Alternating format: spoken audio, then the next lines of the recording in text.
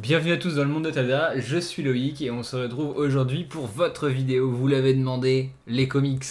Il y en a beaucoup parmi vous qui voulaient voir un petit peu des vidéos sur des comics, machin. Alors je savais pas trop par où commencer par les comics et je me suis dit par le commencement tout simplement, comme ce que j'ai fait pour ma chaîne, pour la partie manga. Donc je vais vous faire une vidéo comic tech, collection comics et BD. Je vais compter les deux dedans parce que j'en ai pas énormément, mais du coup les deux vont bien ensemble je trouve. En tout cas dans moi ce que j'aime lire, souvent ça, il y a une passerelle qui se fait. On n'est pas, c'est-à-dire que les BD que j'ai c'est pas de la BD format 49, 48, 49 pages qu'on peut trouver dans le commerce, c'est pas de la franco-belge, c'est de la BD, moi j'appelle ça la BD New Generation, donc c'est ces BD qui font 100, 180, 200 pages, qui sont des gros recueils one-shot par des auteurs assez récents, donc les plus connus vont être Mathieu Bablet, je pense que c'est un peu ce qui parle à tout le monde, Guillaume Singelin, Ron, celui qui a fait Moutafoukaz, ça va être ce genre de BD là en fait, c'est de la BD, mais c'est un nouveau style de BD très français qui est un peu plus feuilletonnant, qui est un peu moins dans le truc. Parce que les BD, je sais pas si vous en avez déjà lu, des bonnes grosses BD en plusieurs tomes, c'est assez lourd à lire. C'est-à-dire qu'il y a que 40, c'est entre 40 et 50 pages, mais c'est mastoc. On arrive à la fin, on a l'impression d'avoir passé beaucoup de temps devant. Alors que cette nouvelle vague de BD est un peu plus feuilletonnante, un peu plus manga finalement, ça va vite, on tourne les pages assez rapidement, il se passe pas mal de choses, et c'est très graphique, voilà, il y a une vraie identité.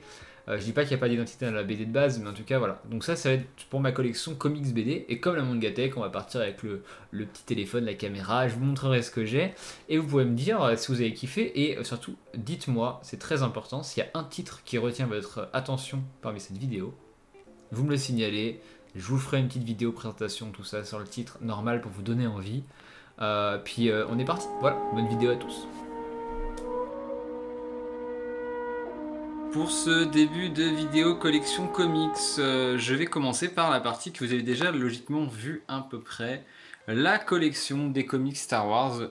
Je suis fan de Star Wars tout simplement, fan de la licence. J'ai donc pas mal de comics sur l'univers étendu. Alors j'ai beaucoup de comics qui sont canons à l'ère Disney.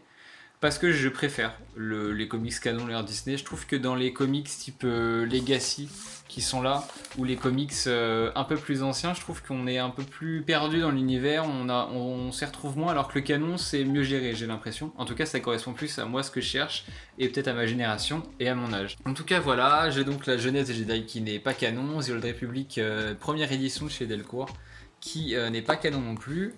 Après, j'ai les deux tomes de la Haute République déjà sortis. J'ai le début de la collection, Epic Collection de la Guerre des Clones. Ça, c'est très très bon. Hein. Ça, pour le coup, c'est légende, mais c'est vraiment très très cool. J'ai Star Wars Dark Maul qui a été réédité, donc au format Delcourt, mais vous pouvez le trouver au format Panini.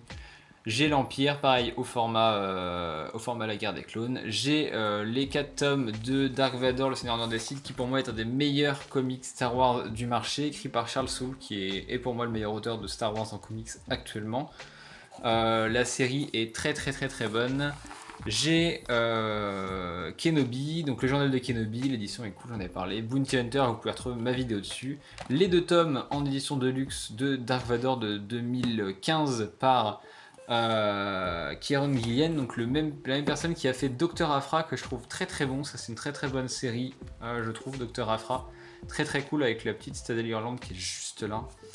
Les ruines de l'Empire, l'ascension de Kylo Ren, qui est malgré des films plutôt nuls, ce comics là est plutôt très cool, plutôt très très bien même, et en lien direct du coup avec Bounty Hunter et ce qui se passe après, avec l'Aube écarlate notamment. Donc moi j'ai beaucoup aimé ce comics là, même si les films je trouve pas spécialement bien. J'ai Le Réveil de la Force, Kanan et La Guerre des Étoiles, donc la réédition du récit originel de Star Wars. La suite de ma collection comics se trouve ici dans mon salon avec du coup, alors là il y a quelques mangas que je vous ai pas montré l'autre fois, des mangas type Cléopâtre, Le Prince Métamorphose, tout ça. Des romans, où il y a de la science-fiction et quelques romans à la con. Mais ce qui vous intéresse, ce sont les comics. Donc j'ai les deux tomes des crossovers avec les Maîtres de l'Univers. Mon préféré des deux est évidemment les Maîtres de l'Univers et Cosmocat. J'ai grandi moi avec Cosmocat et les Maîtres de l'Univers étant gamin, donc ça fait très plaisir d'avoir un crossover comme ça. Je trouve ça très très cool. J'ai Batman Chevalier Noir, les 3 tomes actuellement sortis de White Knight, donc Harley Quinn et les 2 White Knight juste là. ce format-là, ce format souple de chez Urban.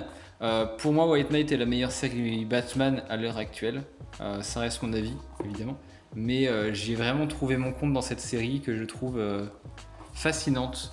J'ai ensuite les 2 tomes du Batman qui rit, la suite de Batman Metal avec le multiverse Batman de Rebirth, écrit par Scott Snyder et James Tynion 4.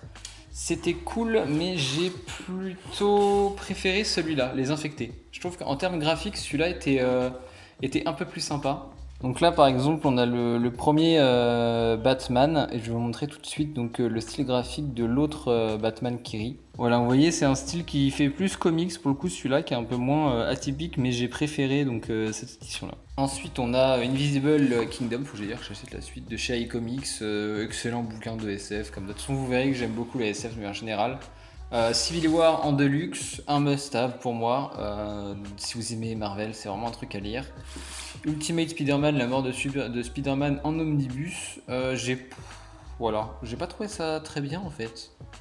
Je me suis un peu emmerdé, faut dire ce qui est, je comprenais pas tout. Autant Bendis, je trouve qu'il a fait des très bons trucs, mais alors celui-là, c'est pas. Voilà, donc je vais peut-être m'en séparer. S'il y a des trucs qui vous intéressent, en tout cas là-dedans, n'hésitez pas à me dire. Je me sépare assez régulièrement des comics, notamment Marvel et DC. C'est peut-être ce que je préfère le moins. D'ailleurs, en restant dans ces Spider-Man là, on a pouvoir et responsabilité de la même série que Ultimate Spider-Man, sauf que là, on est sur le début de la série. En must-have, ça par contre, je l'avais bien aimé. On a Black Cat, très très cool. Voilà, j'adore Black Cat, je trouve que c'est un super personnage. Et là, encore une fois, on a un truc très qualitatif. Donc c'est sympa. Marvel la séparation, c'est un must-have, c'est marqué là, mais je vous le conseille aussi très fortement. Très très très très bon comic celui-là. J'ai ensuite des petits Marvel Icons. J'ai le premier tome au format souple de The Boys. Premier tome, première édition d'ailleurs en France. Donc voilà, c'est ma petite fierté. Première édition de The Boys en France, il est là. J'ai ensuite encore un petit Marvel Icons. Le comics Les Maîtres de l'Univers adapté de la série, que j'ai pas trop aimé d'ailleurs.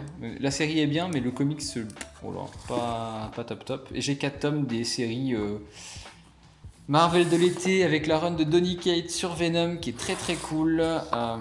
Thanos gagne est très très cool aussi. J'ai adoré Thanos gagne. Franchement, je trouve que le personnage de la mort. Donc le personnage de la mort et ce qu'elle induit dans le récit, je trouve que c'est très très très très bon. Et graphiquement parlant, j'ai passé un très bon moment devant ce comics là.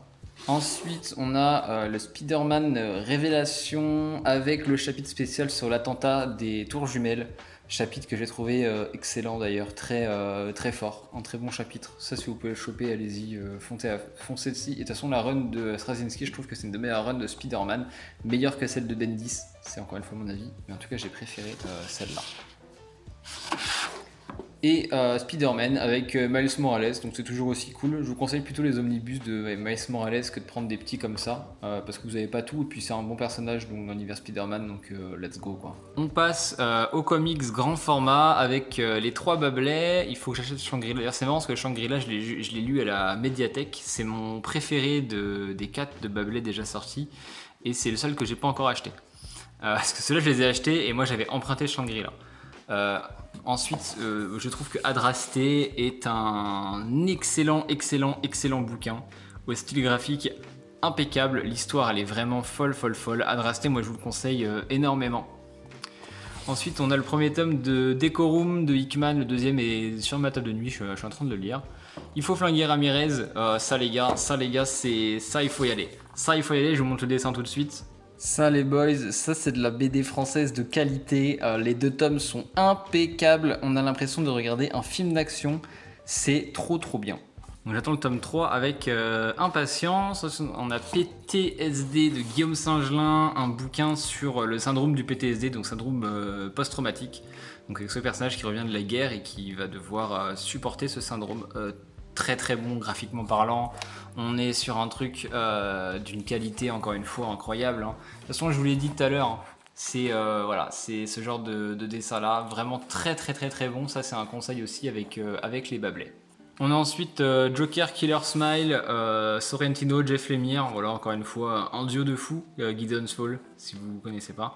Très très bon bouquin. We Live de chez 404 Comics. D'ailleurs, je comptais faire un podcast ou un épisode dessus parce que c'est un très très bon récit, un peu atypique, et je trouvais ça cool la manière dont ça a été fait. Donc We Live, c'est un conseil. Voilà, si vous avez l'occasion. En plus, il y a une bande son qui va avec la lecture, c'est vraiment vraiment top. On a ensuite l'adaptation en roman graphique. Moi, j'ai en comics de Dune. On a le premier livre.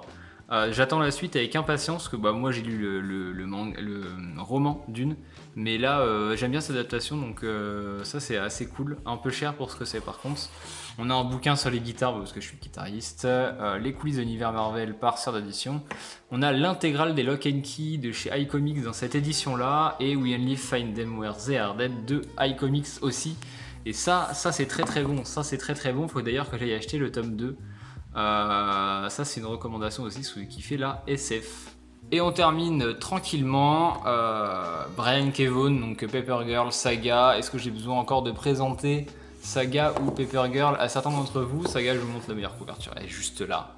Petrichor. Voilà, Saga c'est un petit bijou de science-fiction, de space opéra, d'inclusion aussi.